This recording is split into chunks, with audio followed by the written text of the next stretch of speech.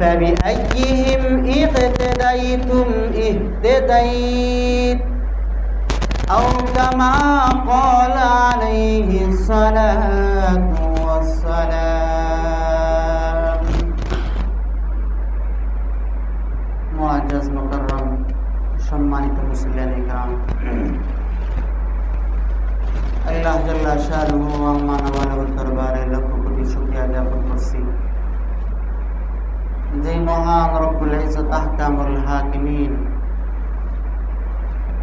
ঈদুল আজহা পরবর্তী জুমাতে আপনাকে আমাকে আসার বসার সুব্যবস্থা করেছেন, তৌফিক দিয়েছেন।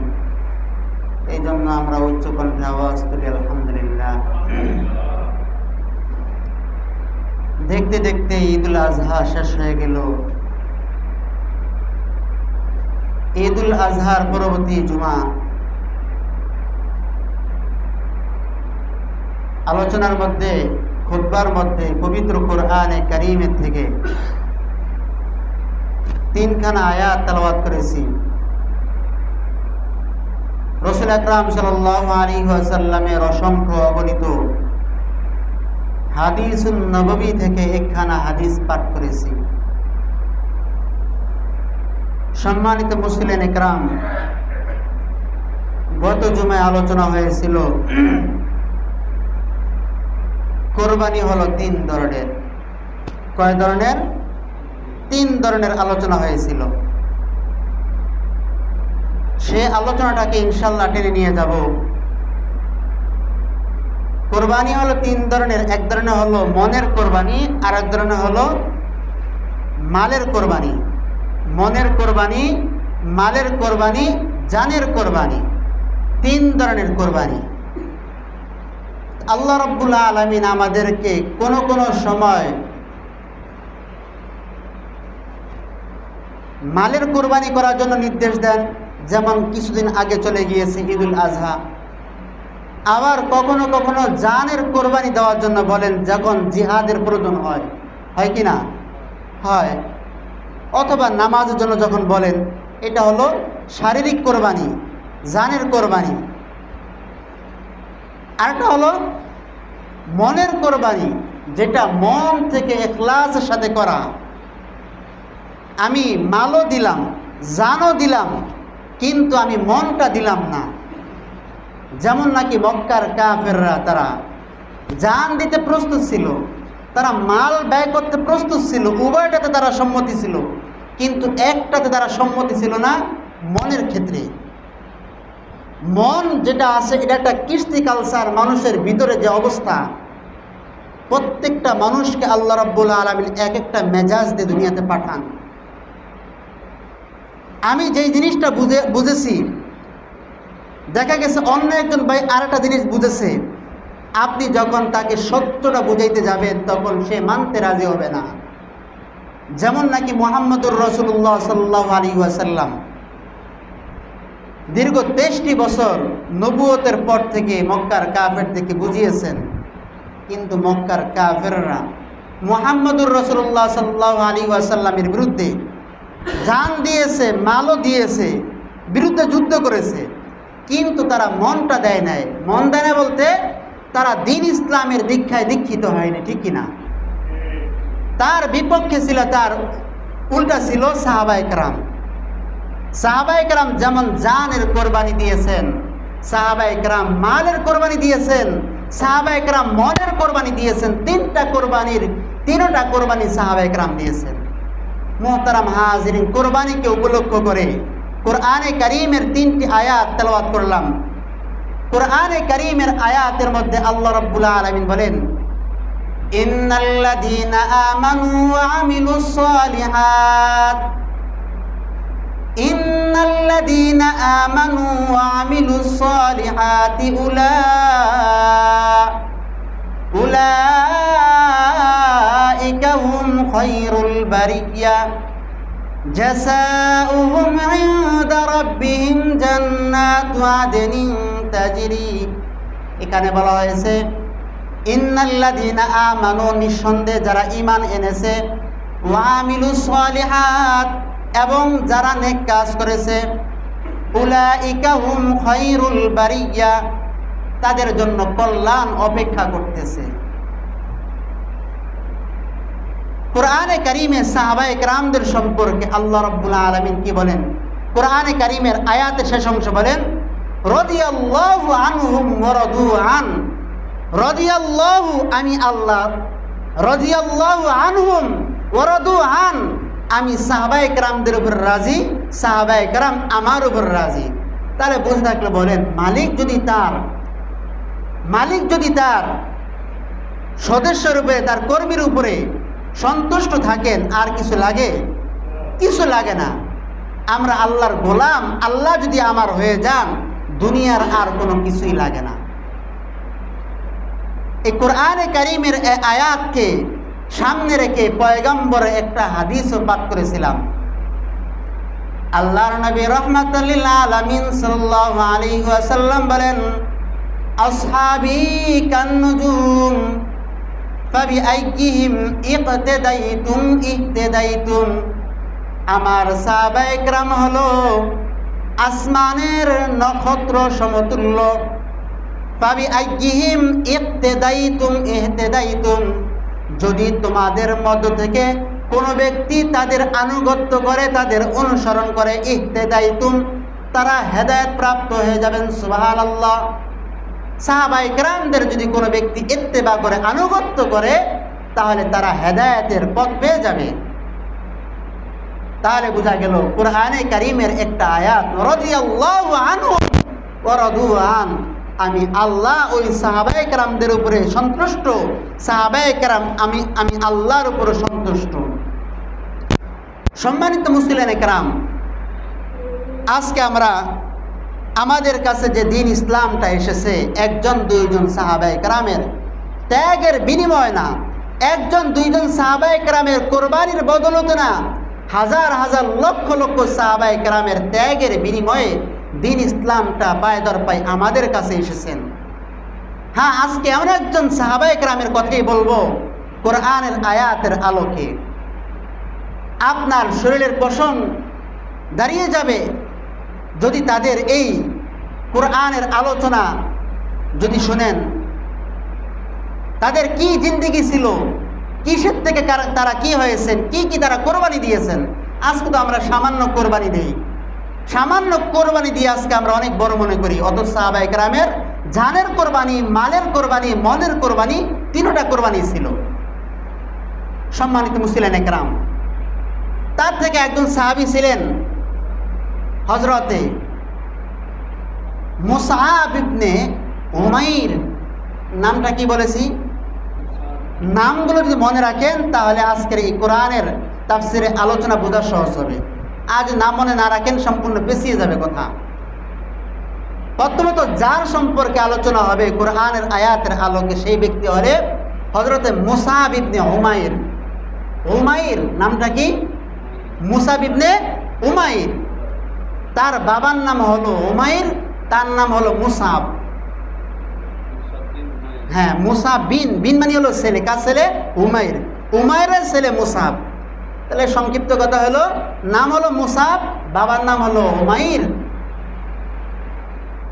তো হযরতে মুসআব রাদিয়াল্লাহু তাআলা আনহু, তার বাবার টাকা পয়সা সম্পত্তির কোনো কমতি ছিল না। তার মা ছিলেন ওই সময়কার মক্কার অনেক বড় ধনাঢ্যবান ব্যক্তি। তাদের সম্পদের কোনো অভাব ছিল না। মক্কার মধ্যে সবচাইতে যত দামি দামি পোশাক আছে, সমস্ত দামি দামি পোশাকের থেকে পরিধানকারী থেকে একজন ছিলেন হযরতে মুসআব ইবনে উমাইর।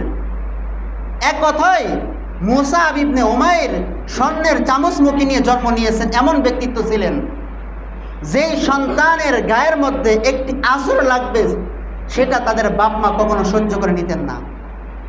মক্কার মধ্যে সবচাইতে সুগন্ধি, একেবারে উৎকৃষ্ট মানের সুগন্ধি ব্যবহার করতেন হযরতে উমাইর, হযরতে মুসআব।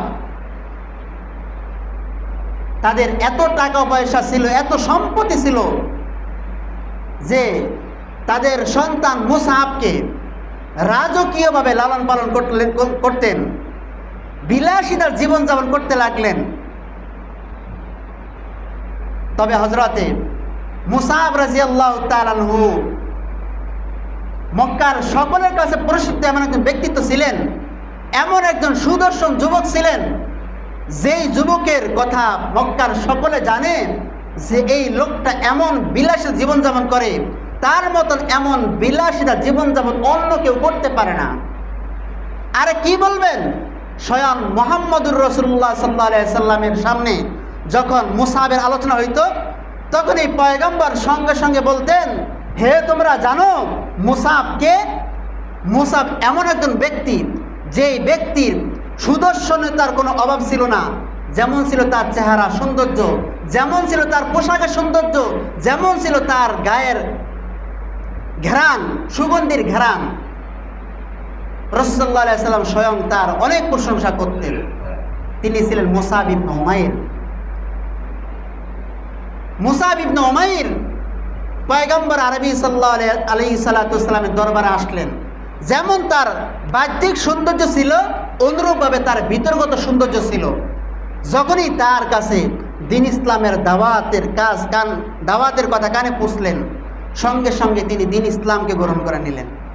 শুধু তাই নয়, মক্কার কাফেরদের নির্যাতনের কারণে অতিষ্ঠ হয়ে পয়গম্বর আরবি সাল্লাল্লাহু আলাইহি ওয়াসাল্লাম সাফা পাহাড়ের উপরে হযরতে আরকাম রাদিয়াল্লাহু তাআলা আনহুর বাড়িতে সাহাবায়ে কেরামদেরকে নিয়ে গোল মিটিং করতেন, সেখানে দাওয়াতের কাজ করতেন, কোরআন তেলাওয়াত সাহাবায়ে কেরামদেরকে শিখাইতেন, কিভাবে নামাজ পড়তে হবে তা শিখাইতেন সাফা পাহাড়ের উপরে হযরতে আরকাম রাদিয়াল্লাহু তাআলা আনহুর বাড়িতে। সম্মানিত মুসলিম একরাম, হযরতে মুসআব রাদিয়াল্লাহু তাআলা আনহু যখন শুনলেন মুহাম্মদুর রাসূলুল্লাহ সাল্লাল্লাহু আলাইহি ওয়াসাল্লাম এমন একজন ব্যক্তি, যেই ব্যক্তির কথা মক্কার উলিতে গুলিতে চতুর্দিকে আলোচনা হয়, মক্কার বিভিন্ন সমাবেশের মধ্যে, মক্কার কাফেরদের বিভিন্ন আড্ডাখানার মধ্যে মুহাম্মদুর রাসূলুল্লাহর নাম উচ্চারিত হতে থাকে, যে মুহাম্মদুর রাসূলুল্লাহ সাল্লাল্লাহু আলাইহি ওয়াসাল্লাম হলেন আল আমিন, সত্যবাদী। মুহাম্মদুর রাসূলুল্লাহ হলেন আমিন, মুহাম্মদুর রাসূলুল্লাহ হলেন আমানতদার, দেওয়ানতদার। এই কথা গোটা মক্কার সকল মানুষের কানে কানে পৌঁছল।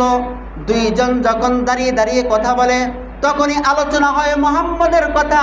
যখনই পাঁচজন গোল মিটিং করে, সেখানে হয় মুহাম্মদের কথা।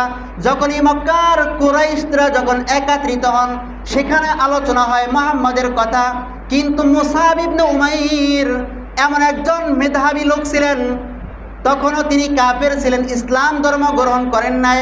কাফেরদের মুখে যখন মুহাম্মদের নাম শোনেন, উলিতে গুলিতে গেলে মুহাম্মদের নাম শোনেন, যেখানে যান সেখানেই মুহাম্মদুর রাসূলুল্লাহর নাম শোনেন, এবং তার কানে এই কথা পুছল মুহাম্মদুর রাসূলুল্লাহ সাল্লাল্লাহু আলাইহি ওয়াসাল্লাম মক্কার কাফেরদের নির্যাতন সহ্য না করতে পেরে সাহাবায়ে কেরামদেরকে নিয়ে সাফা পাহাড়ের উপরে হযরত আরকামের বাড়িতে দিন ইসলামের দাওয়াতের কাজ করেন।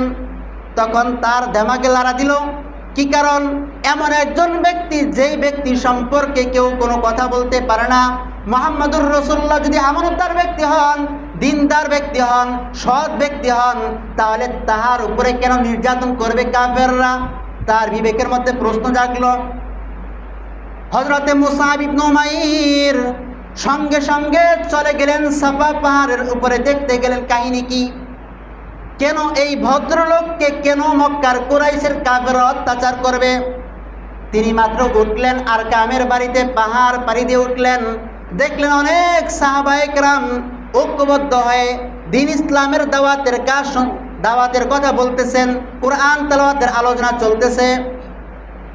যখনই হযরতে মুসাব আরকামের বাড়িতে ঢুকলেন, সঙ্গে সঙ্গে আসমান থেকে জিবরাইল আমিন ওহী নাজিল করলেন, কোরআনে কারীমের আয়াত নাজিল করে দিলেন।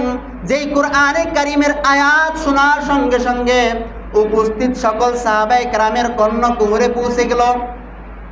সমস্ত সাহাবায়ে কেরাম অবাক হয়ে গেল, এমন একজন ব্যক্তির কারণে আসমান থেকে জিবরিল আমিন এসে কোরআনে কারীমের আয়াত নাজিল করে। আল্লাহর পয়গম্বর হযরতে মুসাবকে যখন দেখলেন, সঙ্গে সঙ্গে মুসাবের সিনার মধ্যে পয়গম্বরের হাত দিয়ে এভাবে আঘাত করলেন। আঘাত করার সঙ্গে সঙ্গে মুসাবের সিনাটা নূর দ্বারা তো নূরান্বিত হয়ে গেল। তখন সে আনন্দিত হয়ে গেল। দ্বীন ইসলামের যেই কথাটা তার কাছে বলা হয় ততই তিনি খুশি হন। তিনি সেখান থেকে যখন মজলিস থেকে উঠে চলে গেলেন, বাড়িতে গেলেন, প্রায় প্রতিনিয়ত যখন পয়গম্বরের দরবারে আসেন, এক সময় না এক সময় ধরা খেতেই হবে। চুরি করে মানুষ কতক্ষণ বাঁচতে পারে না। মনে করেন এখানে সব হলো সংখ্যাগরিষ্ঠ হলে কথার কথা কাফের, আছে 8-10 জন সংখ্যালঘু হলো মুসলমান, সকলেই হলো কাফের। যদি আমার কাছে 2-1 আসে, একবার 2বার আসলো, দ্বিতীয়বার তৃতীয়বার ধরা খেয়ে যাবে। ঠিক তদ্রূপভাবে মুসআব ইবনে উমাইর যখন পয়গম্বরের কাছে প্রতিনিয়ত আসতে লাগলেন, উসমান ইবনে তালহা দেখে ফেলল। উসমান ইবনে তালহা ছিলেন একজন বিচক্ষণ কাফের। উসমান ইবনে তালহা দেখার সঙ্গে সঙ্গে প্রথমে কোনো কিছুই বলে নাই, যাও মুহাম্মাদের দরবারে তুমি যাও, কিছু বলবো না, রশি ঢিল দিলাম। আবার গেল মুহাম্মদুর রাসূলুল্লাহ সাল্লাল্লাহু আলাইহি ওয়াসাল্লামের দরবারে।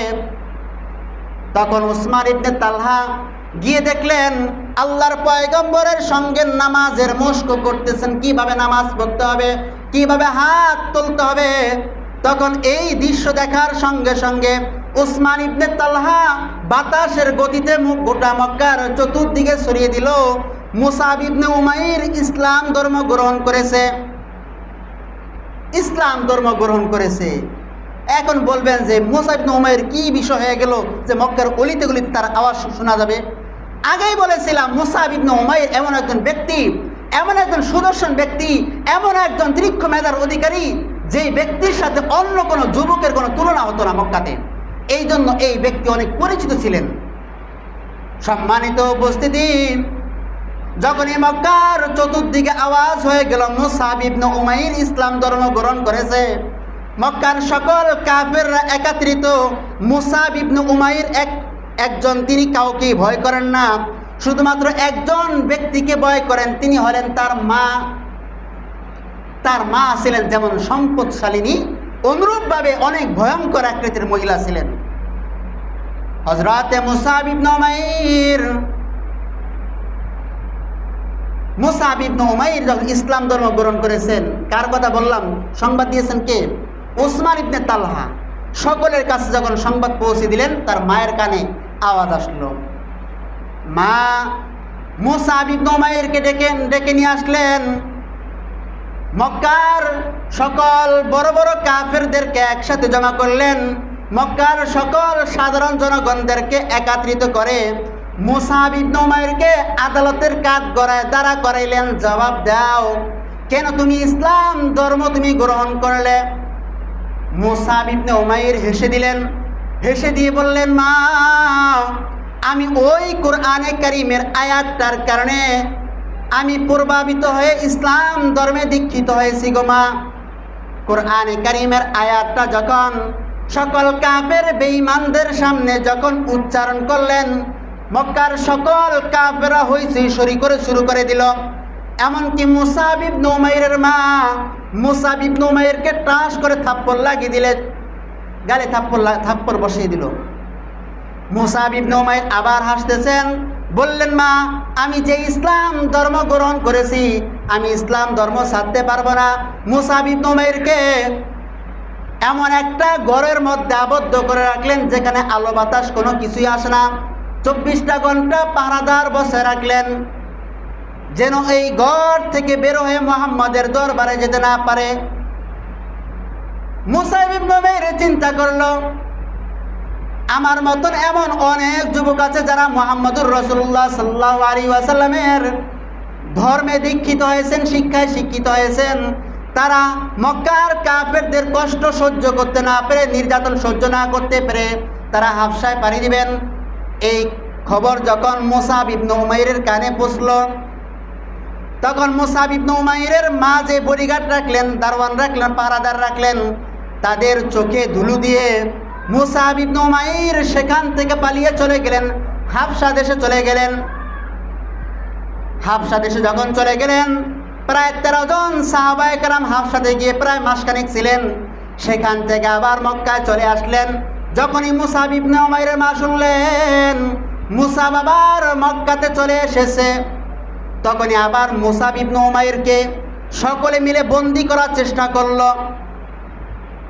মুসাব ইবনে উমাইরকে যখন বন্দি করার চেষ্টা করলো, মুসাব ইবনে উমাইর তার মাকে হুঙ্কার ছেড়ে বললেন, মা যদি তুমি আমাকে আবদ্ধ করার চেষ্টা করো, তোমার সাথে যত সাহায্যকারী থাকবে আল্লাহ তাআলা এবং তার রাসূলের জন্য আমি তোমাকেও হত্যা করতে দ্বিধাবোধ করব না। সুবহানাল্লাহ। একমাত্র দ্বীন এবং ইসলাম, আল্লাহ এবং রাসূলের জন্য দুনিয়ার সকল কিছু কোরবানি করা যায়, সকল কিছুই কোরবানি করা যায়। সেখানে আমার বাবা হতে পারে, আমার ইসলাম ধর্ম গ্রহণ করার পিছনে যদি আমার বাবা হোক না কেন, ইসলাম ধর্ম গ্রহণ করার পিছনে যদি আমার মা হোক না কেন, যে হোক না কেন, এরা ইসলাম অনুমতি দিয়ে রেখেছেন।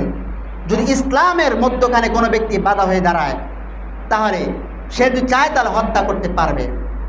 মুসাব ইবনে উমাইর মাকে সম্বোধন করলেন, বললেন, মা আপনি যদি আমার মধ্যখানে বাধা হয়ে দাঁড়ান, আপনার যত সাহায্যকারী আছে আমি সকলকে হত্যা করে ফেলব। এরপরে মা ঠান্ডা হয়ে গেলেন। মা বললেন, ঠিক আছে, তুমি তোমার পথ দেখো, আজ থেকে তুমি আমাকে মা বলে ডাকবে না। তো চিন্তা করে দেখেন এটা কেমন যুবক ছিল, যেই যুবকের গায়ের মধ্যে একটা আসর বসবে বাপ মা সহ্য করতো না। এবং মক্কার মধ্যে সবচেয়ে রাজকীয় হালতে ছিল এই মুসাব ইবনে উমাইর। বিলাসিতার কোনো কমতি ছিল না। এমন এমন পোশাক পরতেন যেগুলো মক্কার কোনো মানুষ চোখেও দেখতো না।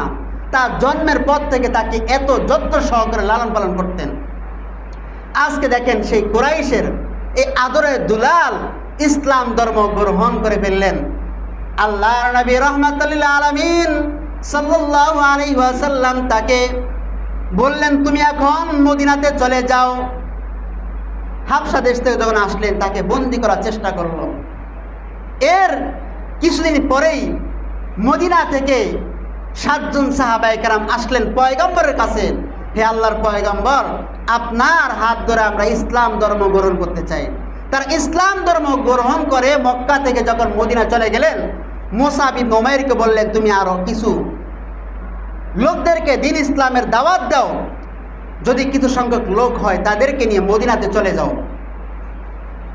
আল্লাহর পয়গম্বরের নির্দেশ অনুযায়ী মুসাব ইবনে উমাইর কিছু সাহাবায়ে কেরামদেরকে, কিছু লোকদেরকে দাওয়াত দিলেন। তারা ইসলাম ধর্ম গ্রহণ করলো, ওদেরকে নিয়ে মদিনায় চলে গেলেন মুসাব ইবনে উমাইর। এর আগেও যে 7 জন সাহাবায়ে কেরাম আসতেন ওদের সকলকে সমবেত করে কোরআনে কারিমের তালিম দিতেন, দিন ইসলামের দাওয়াত তালিম করতেন সেখানে মদিনাতে। একদিনের ঘটনা, মুসাব ইবনে উমাইর রাস্তা দিয়ে যখন হেঁটে যাচ্ছিলেন তখন সাহাবায়ে কেরাম এবং আল্লাহর পয়গম্বরের কিছু সাহাবীরা মসজিদের মধ্যে বসা ছিলেন। মুসাব ইবনে উমাইরকে যেতে দেখলেন, সাহাবায়ে কেরাম চোখের পানি ধরে রাখতে পারলেন না। মুসাব ইবনে উমাইর যেই লোকটা গোটা মক্কার মধ্যে সবচেয়ে আলিশানভাবে থাকতেন, সবচেয়ে রাজকীয় হালত থাকতেন, তার কাপড় ছিল সবচেয়ে উন্নত মানের। এখন দেখা যায় তাহার শরীরের মধ্যে বস্তা, তার শরীরের মধ্যে শত ফাটা তালি দেওয়া, জোড়া দেওয়া, অনেক ধরনের জোড়া তালি দেওয়া কাপড় তার শরীরে দেখতে পেলেন। আল্লাহর পয়গম্বর সাহাবায়ে কেরাম সকলের চক্ষু দিয়ে পানি বের হয়ে গেল। এটা তো কোনো স্বাভাবিক কোনো যুবক নয়, যেই যুবক এই সমস্ত পোশাক পরার মতন লোক না। শুধুমাত্র আমার জন্য এবং আল্লাহর জন্য সে সব কিছু, দুনিয়ার সব কিছু ত্যাগ করে দিলেন। যাই হোক, যখন সে মদিনায় চলে গেলেন, যাওয়ার পরে হযরতে সাদ ইবনে জারারা রাদিয়াল্লাহু তাআলা আনহুর বাড়িতে মেহমান হলেন। নাম কি বললাম? সাদ ইবনে জারারা, আসাদ ইবনে জারারা। মদিনায় যখন পৌঁছলেন আসাদ ইবনে জারারার বাড়িতে মেহমান হলেন। আসাদ ইবনে জারারা এবং হযরতে মুসাব ইবনে উমাইর উভয়জন মিলে বিভিন্ন বাড়িতে যেতেন, বিভিন্ন সভা সমাবেশে যেতেন, বিভিন্ন গোত্রে গিয়ে দিন ইসলামের তালিম করতেন, মানুষদেরকে দিন ইসলামের দাওয়াত দিতেন। দাওয়াত দেওয়ার এক পর্যায়ে যখন দাওয়াত দিতেছিলেন, তখন একজন ব্যক্তি কয়নুকা গোত্রের একজন ব্যক্তি নেতা হাতে ধারালো অস্ত্র নিয়ে দৌড়িয়ে আসলো। সে এসে বলতেছে, তাহার নাম হলো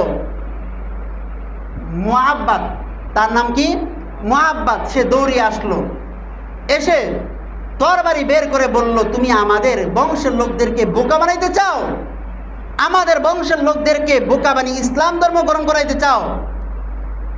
যদি কল্যাণ চাও তাহলে উভয়জন আসাদ ইবনে জারারা এবং মাআজ ইবনে হযরতে মুসাব ইবনে উমাইর উভয়জনকে সম্বোধন করে বললেন যে জীবন বাঁচাতে চাও তাহলে এখান থেকে পালাও। তখন মুসাব ইবনে উমাইর তো আল্লাহ ছাড়া, তার মা এবং আল্লাহ ছাড়া কাউকে ভয় পাইতেন না। ইসলাম ধর্ম গ্রহণ করছে, মাকে তো ত্যাগ করে দিয়েছেন, এমন কাউকে ভয় করে না। সে হাসতে হাসতে সামনের দিকে আসলো, সে তরবারির সামনের দিকে আনে, আর মুসাব ইবনে উমাইর আর তার তরবারির সামনের দিকে আগায়। এগিয়ে গিয়ে বলতে থাকে, কি খবর, তরবারি কেন উত্তোলন করছো, কি কারণে? আগে তো আমার কথা শোনো, আমি কি বলতে চাই। আমার কথা যদি তোমার ভালো লাগে তাহলে তুমি গ্রহণ করো, আর যদি তোমার ভালো না লাগে তুমি প্রত্যাখ্যান করো, আমি তোমাদের কাছ থেকে চলে যাব। মুসাব ইবনে উমাইর অনেক সুন্দরভাবে বুঝাইলেন, ভাই আমার দুই একটা কথা আগে শোনেন, আপনার যদি ভালো লাগে আপনি গ্রহণ করেন, আপনার ভালো না লাগলে আমি আপনার কাছ থেকে চলে যাব, আপনিও চলে যান। তরবারি উত্তোলনকারী সেই ব্যক্তি মুসাব ইবনে উমাইরের কাছে যখন আসলেন, তরবারি মাটিতে ফেলে দিয়ে মুসাব ইবনে উমাইরের কথা শুনলেন, কোরআনে কারীমের নাজিলকৃত আয়াতটা যখন শুনলেন, তখন ধীরে ধীরে সে হাসতে লাগলো, ধীরে ধীরে সে আনন্দিত হতে লাগলো। হ্যাঁ, তুমি ঠিকই তো বলেছো, কারণ তাদের ভাষা হলো আরবি। ইন্না আনজালনাহু কুরআনান আরাবিয়্যা লাআল্লাকুম তাকিলুন। আল্লাহ তাআলা কোরআনে কারীমে বলেন, হে দুনিয়ার মানুষ সকল, আমি কোরআনে কারীম আরবি ভাষায় নাজিল করেছি যাতে তোমরা বুঝতে পারো। কোরআনে কারীমের আয়াতটা যখন তরবারি উত্তোলনকারী আগত ব্যক্তির সামনে শোনানো হলো, সঙ্গে সঙ্গে তার ভিতরে নূর তৈরি হয়ে গেল, নূর হয়ে গেল। সঙ্গে সঙ্গে সে বলতে লাগলো, আপনি তো সুন্দরই কথা বলেছেন, আমাকে বলেন তো ইসলাম ধর্ম গ্রহণ করার জন্য কি লাগবে আমাকে বলেন। মুসাব ইবনে উমাইর সঙ্গে সঙ্গে বললেন, ইসলাম ধর্ম গ্রহণ করার জন্য প্রথম নাম্বার শর্ত হলো আপনি গোসল করতে হবে, পাক পবিত্র কাপড় পরে লা ইলাহা ইল্লাল্লাহ, সকলে বলেন লা ইলাহা ইল্লাল্লাহ, লা ইলাহা ইল্লাল্লাহ, এই কথা বলতে হবে। সঙ্গে সঙ্গে আপনি ইসলাম ধর্মে দীক্ষিত হবেন, ইসলাম ধর্মে আপনি অন্তর্ভুক্ত হয়ে যাবেন। তরবারি উত্তোলনকারী সেই ব্যক্তি কিছুক্ষণ পরেই গোসল করে মুসাব ইবনে উমাইরের কাছে আসলেন। এখনো তার মাথা দিয়ে পানি পড়া বন্ধ হয়নি, মাথা দিয়ে টপ টপ করে পানি পড়তেছেন। সঙ্গে সঙ্গে মুসাব ইবনে উমাইরের হাত ধরে ইসলাম ধর্ম গ্রহণ করেছেন। শুধু তাই নয়, আরো দুইজন ব্যক্তি দেখে ফেলেছে। একজনের নাম ছিল হযরত সাদ ইবনে উবাদা, একজনের নাম কি? সাদ ইবনে উবাদা, আর হলো সাদ ইবনে আবি ওয়াক্কাস। সাদ ইবনে আবি উবাদা, সাদ ইবনে আবি ওয়াক্কাস, দুইজন দেখে ফেলার সঙ্গে সঙ্গে তিনারা বলতেছেন, তুমি যদি ইসলাম ধর্ম গ্রহণ করো তাহলে আমরা কি বসে থাকবো? আমরা ইসলাম ধর্ম গ্রহণ করি, আমরা পিছ পড়ে থাকবো কেন? অনুরূপভাবে যখন মদিনার চতুর্দিকে আওয়াজ হতে লাগলো, ইসলাম ধর্মে মানুষ দিন দিন দীক্ষিত হচ্ছে, এভাবে গোটা মদিনার মধ্যে দিন ইসলামের বিজয় হেলালি নিশান উত্তীর্ণ হলো। এর কিছুদিন পরে পয়গম্বর আরবি সাল্লাল্লাহু আলাইহি ওয়াসাল্লাম মক্কার কাফেরদের নির্যাতন সহ্য না করতে পারে পাহাড়ের উপরে আশ্রয় নিলেন। সেখান থেকে সাহাবায়ে কেরামদেরকে নিয়ে যখন মদিনাতে হিজরত করলেন, তখন মক্কার কাফেররা কুরাইশরা সহ্য করতে পারলেন না। চেয়েছিলাম তাদেরকে বিতাড়িত করব, কিন্তু তারা মদিনাতে তাদের আস্থা ঘিরে বসেছে মুসলমানরা, সেখানে প্রতিহত করতে গিয়েছিলেন। সে প্রতিহত করতে গিয়ে আপনারা সকলে জানেন, কথা লম্বা করবো না, কোরবানিকে কেন্দ্র করে আলোচনা চলতেছিল। বলতেছিলাম আল্লাহর পয়গম্বরের হিজরতকে কেন্দ্র করে তারা সহ্য করতে পারলেন না, সেই কারণে তারা ইসলাম এবং মুসলমানদেরকে খতম করার জন্য গিয়েছিলেন, কিন্তু হয়েছিল বদরের যুদ্ধ। মক্কার কুরাইশের কাফেররা শোচনীয়ভাবে পরাজয় বরণ করলেন। এর কিছুদিন পরে যখন মক্কার আবু জেহেল অনেক বড় বড় নেতারা যখন লাঞ্ছনাদায়ক মৃত্যু যখন হয়েছিল, তখন তারা প্রতিশোধ নেওয়ার জন্য আবার ইসলাম এবং মুসলমানদেরকে আহ্বান করলো, আমরা তোমাদের সাথে যুদ্ধ করব। সেই যুদ্ধ ছিল উহুদের যুদ্ধ। সেই যুদ্ধ ছিল কি যুদ্ধ? উহুদের যুদ্ধ। শুধুমাত্র মুসআব ইবনে উমাইরের দ্বীন ইসলামের জন্য তার কোরবানি, তার শারীরিক কোরবানি, তার মানসিক কোরবানি, তার মনের কোরবানি, এই কথা বুঝাইতে চাইতেছি। যখন উহুদের যুদ্ধ সংঘটিত হলো, বুখারী শরীফের মধ্যে অনেক বিস্তারিত লম্বা আলোচনা করেছেন, আমি সংক্ষিপ্ত আকারে বলছি। আল্লাহর পয়গম্বর সাহাবায়ে কেরামদেরকে যেভাবে নির্দেশ দিয়েছেন, তোমরা এইভাবে দায়িত্ব পালন করবে, সাহাবায়ে কেরাম পয়গম্বরের নির্দেশ ভুলে গিয়েছেন, যার কারণে ওই দিন মুসলমানরা পরাজয় বরণ করছেন। মক্কার সকল কাফেররা পয়গম্বরকে ঘিরে ধরলেন, পয়গম্বরকে খতম করে ফেলবে। কিন্তু মুসআব ইবনে উমাইর বজ্রকণ্ঠে আওয়াজ তুলে বললেন, সাবধান, মুহাম্মদের গায়ে যেন একটা টোকাও না লাগে। এমন হুঙ্কার দিলেন, মক্কার ওই সময় উহুদের যুদ্ধের সকল কাফেরদের মন আকৃষ্ট করার জন্য নিজের দিকে, যেন মুহাম্মদের প্রতি তাদের কোনো খেয়াল না থাকে। আল্লাহর পয়গম্বর সাল্লাল্লাহু আলাইহি ওয়াসাল্লাম উহুদের যুদ্ধের ঝান্ডা প্রথমে দিয়েছিলেন হযরতে মুসআব ইবনে উমাইরের কাছে। শেষ পর্যন্ত কি হলো? মুসআব ইবনে উমাইরকে যখন ঝান্ডা দেওয়া হলো, আল্লাহর পয়গম্বরকে রক্ষা করতে গিয়ে মক্কার সকল কাফেররা যখন ঘিরে ফেললেন, তার বুক পেতে দিলেন পয়গম্বরের দিকে। তীর মারবা তো আমার বুকের উপরে মারো, তীর মারবা তো আমার বুকের উপরে মারো। পয়গম্বরকে এভাবে জড়িয়ে ধরলেন। পয়গম্বরকে পিস করে বসলেন না, কারণ পয়গম্বরকে পিস দিলে তো বেয়াদবি হবে। যত তীর ঢুকবে আমার বুকে, আমার পিঠে ঢুকাও। শেষ পর্যন্ত তারা হযরতে মুসআব ইবনে উমাইরের ডান হাত যখন কেটে ফেললেন, সঙ্গে সঙ্গে বাম হাত দিয়ে পতাকা নিয়ে ফেললেন আবার। তখন উহুদের যুদ্ধের সকল কাফেররা হযরতে মুসআব ইবনে উমাইরের বাম হাতটাও কেটে ফেললেন। তখন বাহু দ্বারা এভাবে জান্নাকে ধরে ফেললেন। তখন তারা চতুর্দিক থেকে যখন তীর নিক্ষেপ করতে লাগলেন, তখন তিনি মাটিতে ঢুলে পড়লেন। আল্লাহর পয়গম্বর সাল্লাল্লাহু আলাইহি ওয়াসাল্লাম যুদ্ধ শেষ হয়ে গেল। পয়গম্বর সাল্লাল্লাহু আলাইহি ওয়াসাল্লাম যুদ্ধের পরে দেখলেন মুসআব ইবনে উমাইরের লাশটা বালু পুরা শরীরের মধ্যে, দেহের মধ্যে বালু লেগে আছে। আল্লাহর পয়গম্বর সাহাবায়ে কেরাম সকলে কাঁদতে লাগলেন। এই তো ছিল সেই যুবক, যেই যুবক মক্কার সবচেয়ে আলিশান ভাবে থাকতেন, একমাত্র আল্লাহ এবং আল্লাহর রাসূলের জন্য সবকিছু ত্যাগ করলেন। এই ছিলেন সাহাবায়ে কেরামের কুরবানি, সাহাবায়ে কেরামের জানের কোরবানি, মালের কোরবানি। এই মুসআব ইবনে উমাইরের মতন এমন শত শত মুসআব ইবনে উমাইর আছেন, যাদের ত্যাগের বিনিময়ে আজকে আমরা ইসলাম পেয়েছি। এই জন্য আমরা চেষ্টা করব, আমরা যেন আমাদের মনের কোরবানি করতে পারি, ইবাদত করতে পারি। আল্লাহ রাব্বুল আলামিন আমাদের সকল যুবক বন্ধুদেরকে নামাজ রোজা ঠিক মতো আদায় করার তৌফিক দান করুন। ওয়া আখিরু দাওয়ানা আলহামদুলিল্লাহি রাব্বিল আলামিন। যারা সুন্নাত পড়েন সুন্নাত পড়েন।